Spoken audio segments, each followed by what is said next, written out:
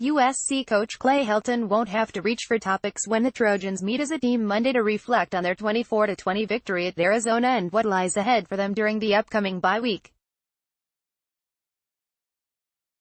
USC's 18 penalties for 169 yards, the most for a football bowl subdivision team since Arkansas State committed 18 against Utah State in 2016, will be the obvious focus. Advertisement, it's something we must concentrate on immediately, Helton said during his weekly Sunday call with reporters. Thank goodness for a bye week. We're very fortunate it did not cost us last night. How does Helton plan to address his team's undisciplined performance in the desert? Brutal honesty, he said. To Helton, any penalty can fall under three categories: decision-making, fundamental technique, or administrative. He said decision-making penalties are like personal fouls, situations where a player has a judgment call and chooses wrongly.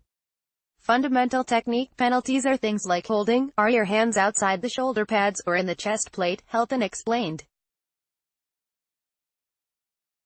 Administrative penalties are situations like staying onside, Helton said. I plan on showing all three of those, Helton said, showing how that game could have been separated but wasn't. That's on me.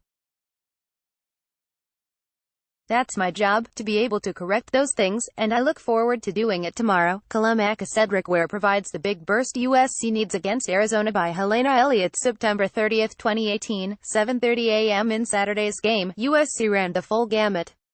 The Trojans had 4 false starts and 1 offsides, and were flagged for 7 penalties likely to fall under the fundamental technique umbrella. They also had 4 personal fouls, an unsportsmanlike conduct, and a face mask.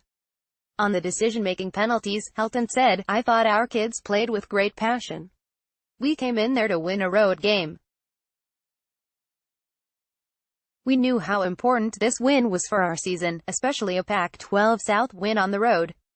I thought preparation all week was phenomenal. I thought the emotion they played with was great. Then, finally, there were some decisions made in that game. The pushing and shoving, those are the ones that get your blood pressure up. Those are ones I'm going to address as a team. Comfortable with snaps for the second straight game, USC had an issue with a snap from center Toa Lobendon. In Saturday's case, it was a communication problem, not a snap location problem, when USC turned the ball over in the second quarter. Helton was asked if there was any chance Lobendon would move to another position on the line. Toa's our center, Helton said. The snaps will be okay. That particular one, we had 2 men in motion, and offensively, we tried to stop the play, won by me calling timeout. Toa heard something verbal and snapped the ball. It happens in football.